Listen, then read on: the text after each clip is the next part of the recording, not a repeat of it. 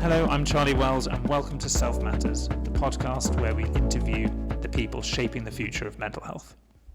This week we've got an unusually exciting guest. Well, all of our guests are exciting, but a guest with an unusual background. Professor and Dr. Geraldine Akerman is a consultant forensic psychologist, so we're going to get into what is a forensic psychologist today at the Oxford Health NHS Trust. She's also co-chair of the BPS Division on forensic psychology, which is very impressive, and co-founder of Let's Talk Forensic Psychology on YouTube. We have a YouTube influencer who also works in prisons today. I don't think there's a very big overlap in that Venn diagram. There's not many YouTube influencers that do psychology in prison. Welcome to the podcast, Geraldine. Thank you very much for inviting me. It's an area I don't know a huge amount about, and I know it's one that our listeners are really fascinated in, so I'm excited to talk to you today. We always like to start with understanding, who is the person behind the person. We'd really like to get to know who is Geraldine. So let's start right at the beginning. How did you end up becoming a psychologist? What really interested you in psychology, and specifically forensic psychology? When I was growing up, my mum and dad were both psychiatric nurses, and we lived near a very big psychiatric hospital, which we would just go in and out of at will, really. We would just go in there and find something to do. So we were very much used to being around people quite seriously mentally ill at the time. And it didn't ever occur to me that that was something that everybody else didn't do, really, because that's just what we knew. As a child, was thinking, I'll probably be a nurse. But then when I saw that people were coming out of hospital and then coming back, and I began to see people that I knew from years coming back, and I was thinking, I don't think I want to do that because people don't really get better, so I'll try and find something else. And it sort of then life drifted on and went through different jobs when I first left school and didn't really know what I wanted to do. But later on became a counsellor, and while I was doing this I just did an evening class about psychology because I just thought it sounded very interesting. And the lecturer said, if you're going to be a counsellor you need to have a psychology degree. And I thought, nobody told me that. So anyway, I was carrying on with my counselling people who were homeless and pregnant, so nothing to do with forensic psychology. And then started a diploma in counselling. And then they said, if you do in one more course, you count as full-time, so you can do the course for nothing. And so I thought, I'd do a psychology A-level, which was sort of the hardest thing I've ever done in my life. I just really enjoyed that and ended up thinking, I will get a psychology degree. So I did psychology and counselling because they seemed to go well together as a degree. And then was really fascinated when somebody came and gave a talk about forensic psychology and about crime and working in prisons. And again, I thought, I'm going to work with people who need help, try and understand their lives a bit. That seemed to be a really interesting role to play with people in prisons.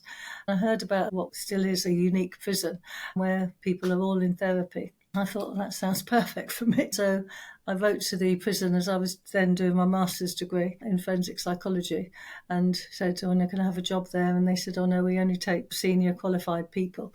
And so I always thought, one day then I'll go and work there. And in the meantime, I volunteered at another prison to get some experience and then ended up going to HMP Gwendon, which is a therapeutic prison. And that's where I've been for all my career for 26 years since. To work with people who are in therapy all the time is a very big privilege. Oh yeah, I definitely want to dig deep into therapy in prisons and how we should be doing more of that combination. But I didn't realise that literally a psychiatric hospital was your kind of playground as a child, where you and presumably your brothers and sisters were running around. That's an unusual place for a child. What did you learn values-wise as a child? Do you think that kind of shaped your interest in observing people and helping people who are incarcerated? Yes, definitely, because the hospital was what was known as an asylum. I felt it was a positive asylum in that it gave people peace. It was very much, although it was in a village, it wasn't very big. It was in beautiful grounds, and I'd often see people just walking around the grounds. And I guess we know now how good walking is for our mental health, but you'd see people walking round and round. There were some locked wards, but most of it wasn't locked. And I used to sort of wonder about them, wonder why they were wandering, but they did walk a lot. I suppose the values I learned was how important it is to look after people who aren't well, physically or emotionally. And that was a good thing to do, and that the majority of my mum and dad's friends worked at the hospital. And so we grew up around a very diverse in terms of nationality and ages. And My mum and dad were both Irish, so they'd come over to this country for this job. Most of the people in the hospital were of all different nationalities. So we had friends from all sorts of different nationalities, which again just made me very used to working with lots of different people. Or they'd come to the house because it felt that sort of people who are not in their homeland, as it were. So lots of people had to come from abroad to work. And so they'd like a family sort of settings. And so they'd come and cook for us or take us out for walks or do things, I think, just because they enjoy the family setting. So I was always used really to be in big groups. I was in a big family anyway, but there was always people coming and going. And I suppose what's made me comfortable then in a therapeutic prison is that that's how it is. I've always worked in groups and I've never really been concerned about being in a group of people. So in terms of that sort of a setting, although I have done one-to-one work, I'm just as comfortable doing group work. Yeah, it's interesting. Obviously, everyone always thinks of historical asylums as potentially slightly dangerous places that kids shouldn't be, but it could actually be quite good. Having kids in sort of old people's homes has great impact on the culture of those homes and actually the outcomes of those pensioners. Looking back, your kind of journey to finding psychology, right? There always seems to be sort of two routes. The one route, which is someone's going up through school, like psychology, then decides they want to go to university, still not sure if they want to be a therapist, but love psychology, and eventually get that through school and academic process. It sounds like you wanted to be the psychologist and you did your A-level so you could study psychology, and then you did your counselling. You were always quite driven in that direction. Although I was older, I was sort of 30 when I started all that study. I didn't start it from school. Lots of times now we see people coming from school to university and into psychology, and I often think, I don't think I would have been ready then to face up to the things I've had to listen to since. I definitely think I needed the life experience first to come into the role. It's extraordinary that psychologists pop out of university with loads of training, but there isn't much sort of diversity of experience or background in the therapist pool that exists today anyways, because it's a lot of training. There's not that much funding for that training. It attracts a certain type of person. That's quite a kind of bold move to go back and do your A-levels in your 30s. What was the drive inside you to become a psychologist? Why couldn't you continued with your counselling journeys? I started the studying when my youngest child went to school, and I think it was definitely, looking back, an attachment and a fear of what am I going to do if I'm not a mum anymore, if I'm not a full-time mum anymore, what am I going to do? I think that drove it a lot, and I did enjoy the counselling part of it, but it felt like it was more rewarding in lots of ways to be with much more in-depth therapy later on than the counselling. I'm sure and I hope I help people in the counselling role, but I think doing the more in-depth therapy later, you could go and get to know people really well and really see a change in their lives. You decided that forensic psychology was the one for you. You'd obviously had experiences of mental health where you were growing up. When did prisons become your area of interest? I've not really thought about this in great depth, but I suppose it was that feeling of I chose not to be a nurse because I wanted to make someone better, and if they weren't going to get better, why would I do that? But then, of course, I see people coming back into prison as well, so I didn't really go completely into making the changes I wanted. Most of the people I've worked with have had very troubled events in their lives, and also lots of them are traumatised by what they've done to other people. So I think they are people that need therapy, and they need to want to, and that's why they seek out the therapy, to understand what they've done and how they can come to terms with what's happened to them and what they've done to other people. I work in a number of different prisons now, but sometimes it will just be very basic grounding work or helping people just to sort of cope with their current situation and not the in-depth therapy. But each one of them have been always really appreciative that somebody's just taken the trouble to come in and see them and try to help them.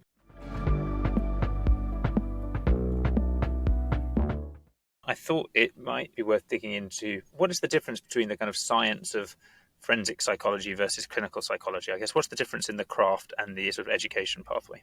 Yeah, so most clinical psychologists are usually employed by the NHS through their training and usually include different sorts of therapy in their training. So they come out with different qualifications as therapists, but also looking at more into mental illness and other clinical issues, eating disorders, depression, that sort of thing. Whereas a forensic psychologist probably focuses more on risk and risk of people, of what they might do. So looking at the theories of why people do what they do, and then what could they do to address it? What do we know works to stop people carrying out problematic behaviours? So forensic psychologists would concentrate really on victims of crime or perpetrators of crime. One thing I've always found interesting when talking to forensic psychologists is that idea that there's almost like a desired system outcome for a forensic psychologist. We don't want this, or we do want this as a society, and therefore what can we do to intervene to try and change that? Whereas obviously with clinical psychologists it seems to be a little bit more like, what can I do for the self that's in front of me? And obviously there's a lot of overlap, but that kind of subtle difference is interesting.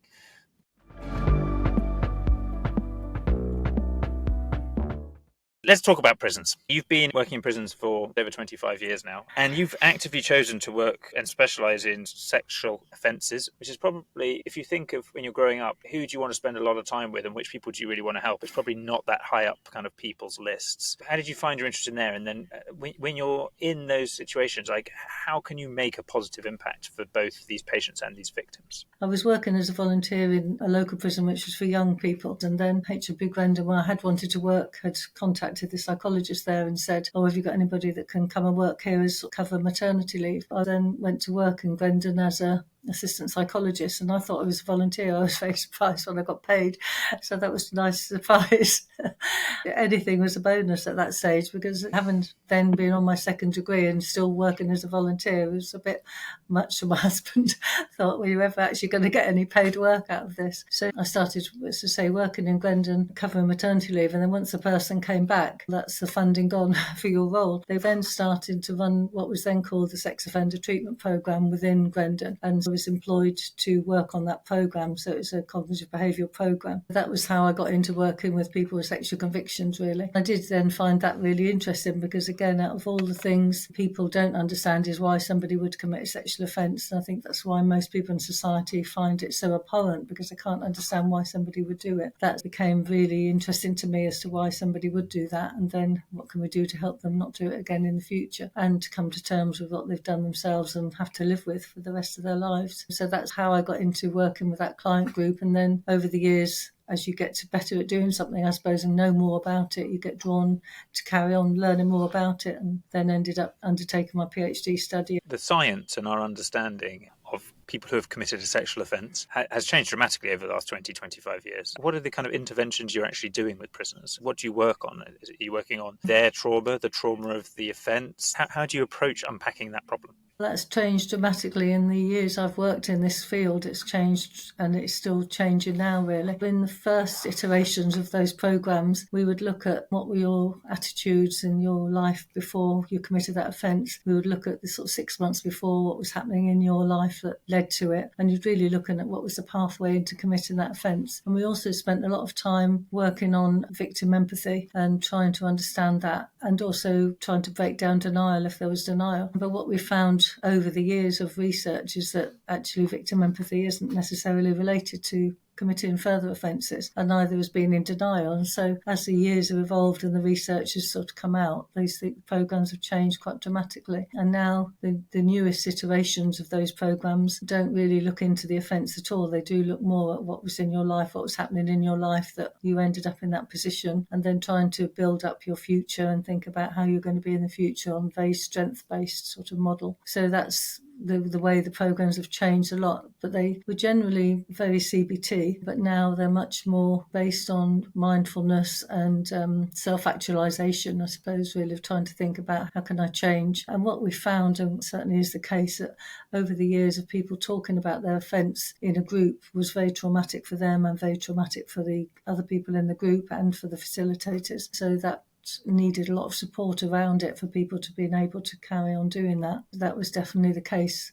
The material you might listen to. These new programmes are literally just being rolled out now, so they haven't been evaluated yet to know how effective they are yet. Because intuitively we would think having victim empathy would make a difference to people, and yet there doesn't seem to be the research to back that up. And likewise, denial. You think if someone's denying something that they don't really understand why they did it, but the research shows actually denial is a protective factor. It's interesting how we're trying to match our practice by what we've done in our research, whereas within the therapeutic community in Grendon, the men would be very much talking about the traumas that had happened to them in their childhood, and also would talk about their offence, but not in the detail they used to. There would be more the build up to the offence and what they could do differently in the future. Yeah, I think that's really, really interesting. When you think about it, you think victim empathy, denial, you think, group work with other offenders. That's kind of how you imagine it. But as you're saying, all three of those things, there's no evidence to support that they're correlating with good outcomes. And in fact, almost treating the prisoner as someone who you're treating for their sort of psychological experience rather than because of the event, and might actually have a better impact. Hello Self, and on this podcast we really like to talk about outcomes. In therapy, and normally you're measuring clinical outcomes depending on what the case threshold or the condition or the presentation you're treating. But you alluded to it in your answer that you're not just treating the individual's clinical outcomes, but you're also trying to reduce reoffence rates. How do you measure what is a good program in a prison? What does a successful program look like? It's a really good question. Within HMP Gwendon, for instance, there's lots of research about the outcomes. But the difficulty is anybody coming there would have had to be in prison somewhere else first because they have to apply to come, and they could also then go somewhere afterwards. So it would be hard to attribute whether the changes they made were to do with their time in Gwendon, and also what happened afterwards to them, how much support they were given and where they were released to. All of those things can make a big difference as well. The research that's done looked at things like if somebody's in prison and they break the prison rules, they'd have what's called an adjudication. So it's sort of a quasi-court to say, what did you do? And this is a punishment for it. So we would look at how many adjudications did they have before they came to Gwendon, how many did they have in prison in Gwendon, and did that stay reduced when they left? So that was a quasi-measure of reoffending. Then we would look at things like how much they self-harmed. We could look at how they felt about themselves, depression, anxiety. So you measure a number of different things really, rather than just did they go out and commit another offence. Those sort of more sophisticated measures are used rather than reoffending by itself. So that's the measure of success in a way. And what was found is that the longer people stayed, the better they did really. People come in, they start to look at what they've got to do and they think, well, that's a lot. And I've started to open up and I feel really uncomfortable. And now I think I can't do this, I'm going to leave. So people would leave, and it's used to be around about the 9-month stage that they'd realise this is a lot and would want to go. And so the research showed that if they left at that stage, actually were more risky because they've opened everything up, but they hadn't managed it really to know what to do in the future. So the research showed that if they stayed about 18 months, then that started to reduce after that, the reoffending rates. And now that's the least somebody can stay. So somebody couldn't apply if they'd got less than that left to serve. And so they would come, you'd expect them to stay the minimum of that amount of time. But actually people would stay 4 to 5 years, 3, 4, 5 years is sort of more the average. Because we know it takes a long time to start to adjust to the environment, which is very different to other prisons, and they have to start doing the work, and then they have to have time to sort of consolidate that work, and almost sort of their identity will have changed in some way to sort of get used to being the new person they are now and how they're going to be in the future. So that does all take time. If any of us try to change a habit, it takes time to establish a new habit and to keep being that way. So it does take time. And then people can often become quite attached and find the thought of going somewhere else back to a sort of mainstream prison can seem quite daunting, because if you're going to go in as a different person as you came in and going back to an environment which could be very unsupportive of your ethos, that can be very difficult for people. In the early years, we tried to find out where could we find some supportive prisons that people could move on to, where we feel, they've done a lot of work. You don't want to just to go back and not have that support when they move on. So then within the prisons, other sort of services developed. There would be something like a psychologically informed planned environment would be developed, maybe one unit within the prison where people were getting additional support from health service and the prison service working together. And they would work together and think about, what can we do to improve the environment so that people feel like they're less likely to break the rules in prison, be violent in prison, be antisocial. So we started then trying to make connections with these places. As people moved on, they had somewhere really supportive to move on to. And again, the research showed it was better if people were released from Gwendon rather than go back to a mainstream prison. So sometimes people would have a very long sentence, and so maybe spend 4 or 5 years in Gwendon, but then have to go back to another prison for quite some years before they could be released. So then they have to maintain that change. Things like that makes it hard to measure, just coming to one place and going away again, that's made a difference in somebody's lives. How can you find sort of behavioural indicators in prison that would correlate with factors that mean that someone is more or less likely to reoffend, right? It sounds like very sensible things to do, but then actually what you're talking about is trying to predict whether someone will create a crime in the future. You mentioned something and you kind of emphasised something which I think is super important to talk about, that once these people are, you'd call it, discharged from care and go back to the mainstream prison system, prisons aren't exactly designed to be the most psychologically safe spaces, right? It's probably not what they were intended to be. And there's this constant debate between sort of reform, as in, is it about helping people reform or is it about punishment? And actually it's a bit of both, and getting that balance right is complex. So as a forensic psychologist in a prison system, and obviously you're doing the science with the individuals in front of you, but how are you also trying to change it at a systems level? It's really difficult. I was employed, as I said, to run the sex offender treatment programme, as it was called then, and then the funding was moved from the prison I worked in to another prison. So then I had to move with it because that's what I was employed by. So when I went to the other prison, they said, "Oh, could you call people by their second names?" I was like, "No, I don't think I can." And because nobody else was calling people by their first names, which is a simple thing, but they just didn't in that prison. And because they hadn't had that programme in that prison before, they had a wing full of people who had already been convicted of sexual offences, but they were all in denial, as it were. They were all saying, "Oh no, I didn't do it," because there was no reason for them not to say that, really. We then had to create a system within that wing to say that it's okay to say you've done this and that it's okay to come onto this programme and try to do something about it. So that was a big system change, really. And a big part of our work was to work with the officers on that wing so that they would support people coming onto the programme and think about with them, how would it be for you when you see people change? How can you support that change? Because what we found was that people would come into the group, do the group, but then go back onto the main prison wing and be back as they used to be, in a way. So although it was, this environment changed sort of gradually and subtly over time to be more supportive, it still was a prison, you know, afterwards when they went out of the groups. And I suppose that's the difference with Grendon, is because everybody there is doing therapy all of the time. If there is any behaviour that they're doing that's inconsistent in the group and then on the landings out of the groups, generally people would point that out to them and they'd say, "But you're saying that in the group, but then up on the landing you're saying something else." Somebody, for instance, recently had come in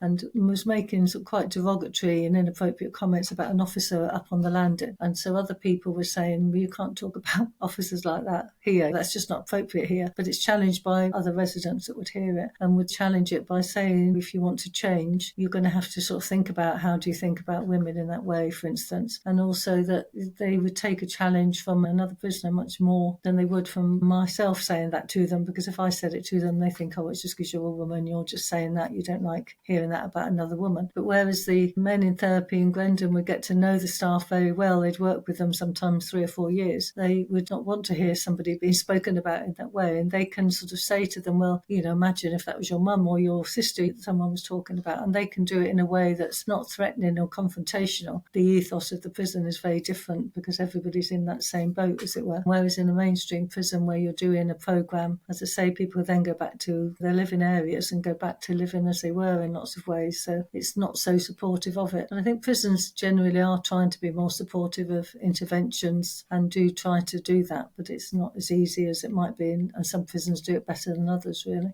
Yeah, that's really interesting. I'd never actually thought about how important the kind of culture of the prisoner-to-prisoner interactions could be. You assume you go into prison and everyone's behaviour kind of drops to being more violent. Because you see the TV programmes, like people go in and you have to act tough to survive. Actually, you almost need to create the opposite. Yeah. You need people to almost help each other and hold each other to account. If you've built that system, that's really very impressive. You alluded in your answers a number of times, you mentioned officers. And obviously prisons have a sort of a massive problem of being underfunded. They have a massive recruitment problem for prison officers. Prison officers aren't very well paid considering the amount of risk, the amount of work they have to do. Do you work with the officers on their sort of psychological wellness as well? And how important is that to the whole prison system? Again, different prisons work differently in this sort of field, but yeah, in all the prisons I've worked with, I've worked very closely with officers. Within HMP Grendon, the officers are completely involved in the therapy. They're all assigned to groups and they work in the groups in the same way, and outside of groups they would be talking to the men between sessions in the evenings and weekends, and then their role modelling of how people can interact with each other, how they interact with females, all of those things are really important. So it's completely integral to the programmes. On other wings, I often observe behaviour while I'm waiting to see somebody in other prisons, and how an officer interacts makes such a big difference to everything. I see the fascinating, and I watch people. One person recently, the officer was really busy. She was counting people off the wing. That's a big job. You have to make sure the numbers are right. But a man was standing next to her asking, and I was just standing aside because I wanted her to finish that job before I distracted her. And this man kept asking her, "Can you ring this person?" And she was saying, "Let me just finish this." And he kept saying, "Can you ring them?" She's like, "I'll drop them an email when I finish." And he just kept on and on at her, "Can you ring ring them, because if you ring them, you'll get an answer straight away. If you email, we could wait for ages. She just got fed up and just said, look, if you keep on, I'm not going to do it at all. And I thought I could completely see where she was coming from. There was another officer who was off to the side who was letting people out, and he went over to him and he just sort of talked to him in a very different way, but a very calming, it's not the right time to ask for her to do this now because she's in the middle of something, but if you come back in 10 minutes, she'll have finished this job. And he just spoke to him really calmly. That interaction, I just thought how quickly he de-escalated anything getting worse for either of them, because you could see why she was getting irritated and you could see why he was getting irritated. Yeah, I mean, it's a great service that they do, an undervalued service.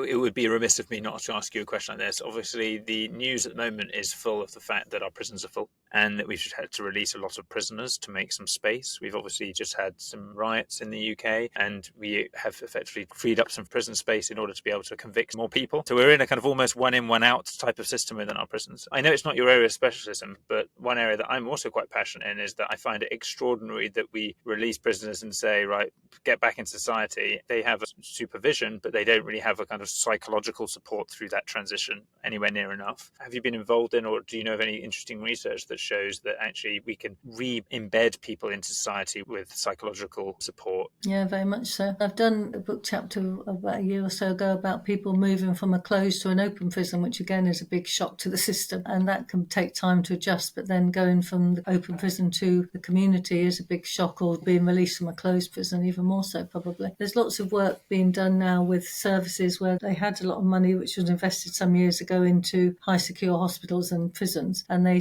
then tried to save that money and cut it across services, so some of it was on the community and less secure prisons. So there's services which try to help people to progress from prison and support them when they first go out, especially in terms of mental health. The NHS has got a system called Reconnect again, which tries to support people. There are charities that will also do that. So as you're in the prison, you're sort of learning more about these other charities that might help and support people when they go out. But it can be really daunting. I was a trustee for a couple of charities that support people when they go outside, because it's a massive thing. Some people might have been in prison for a very long time and then expected to just go out and adjust to what life is like now, and especially in terms of digital things and what a difference it is. Hard for me to keep up with digital things, let alone people that have been in prison for literally 20 years or 25 years with no access to any of that, even so much as a laptop or a computer. And especially when they're being released into a kind of an environment where the NHS is already struggling to kind of treat the people it's got, right? It's interesting when you turn around and say, like, if a prisoner coming out of prison could do much better with psychological support, and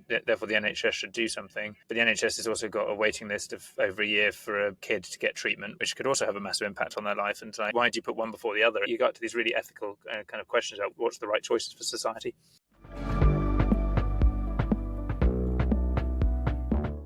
You're also a YouTube celebrity. What triggered the desire to create a YouTube channel to talk about forensic psychology? I talked about it with my colleagues that we started up with for many years. We tell people we're forensic psychologists. People are really fascinated. They always want to know, oh, what do you do if you met such and such a prisoner? People are usually fascinated. So we started the channel really as a way of people understanding, because again, prisons are very closed. People don't understand what happens in prisons, and people are usually really interested. I think the more I talk to people about people in prison, then the more they feel sympathetic towards them, rather than thinking just lock them up and throw away the key, which is often what people think. So we wanted to talk about what forensic psychologists do, but in a very layperson's way really, so that people could just understand it and to see the range of things, because every single person we spoke to works very differently, even as a forensic psychologist. So I was sitting there listening to people and doing the interviews with people. I sort of carried away listening and forget actually you're supposed to be interviewing them. We just really enjoy meeting other forensic psychologists and finding out what they do, and other people seem to be interested in it as well. The most popular one is always about how do you get qualified, because it's a very long process and there's now lots of different routes to getting qualified, so that's a popular topic. It's a great channel. Do you want to plug the channel? Where can they find your YouTube channel for all of our listeners? Yes, it should be Let's Talk Forensic Psychology, and it should be available on YouTube, or we've now gone on to Spotify. No doubt there'll be books coming soon, I suspect.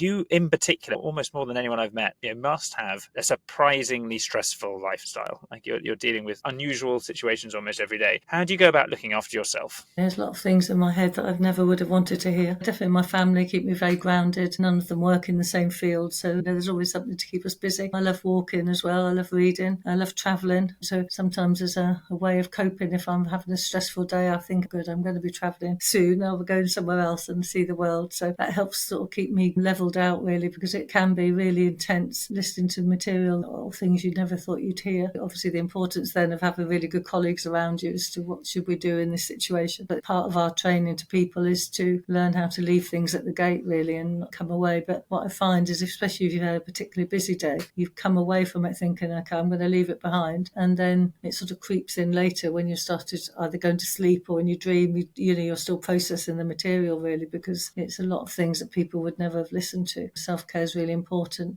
I practice mindfulness. I do all those sorts of things. I do EMDR therapy, so that's eye movement and desensitization and reprocessing, which is a trauma-based therapy. Part of that is tapping. So I do that if I feel myself getting anxious or something going on. So I use the skills I teach to other people and myself when I need to. Applying just the good basics to yourself is quite often the last thing you do, because people are trying to help other people so much. You've got to make sure you've got that foundation looking after yourself.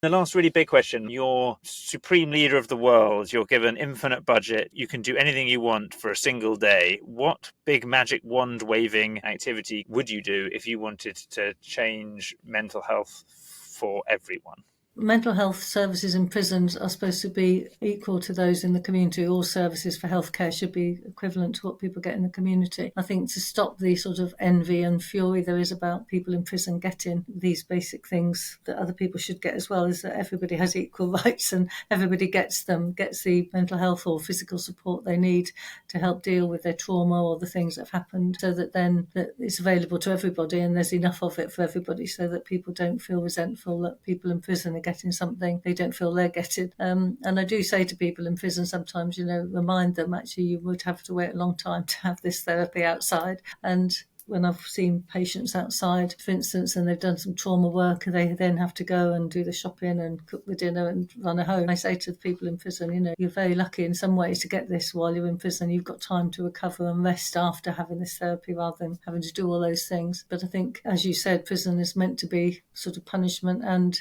rehabilitation, and I definitely think it should be both. But for me, the punishment of prison is that you're in prison. You shouldn't be punished while you're in there. So definitely then, people should have access to the things other people have to help them to heal as well while they're in prison, rather than be there and expect them to be kept in a very unsupportive environment and then come out and be any different. If we don't help people in prison, they're not going to be any different when they come out than when they went in. And definitely we want people to have learned from their time in prison. Having that available to them so that they can do that is really important. Let's get sort of universal access at the point of need to everyone, rather than having waiting lists and priorities and all sorts of things. If Wes is listening, let's get back to that kind of core NHS thought of care that someone needs at the point that they need it. There are definitely ways that we can do that. It's been an absolute pleasure having you on the podcast. Thank you so much for your time today. Thank you very much for inviting me, Charlie. Thanks for listening to Self Matters. We've got new episodes out every 2 weeks, so make sure you hit follow and subscribe so you never miss an episode.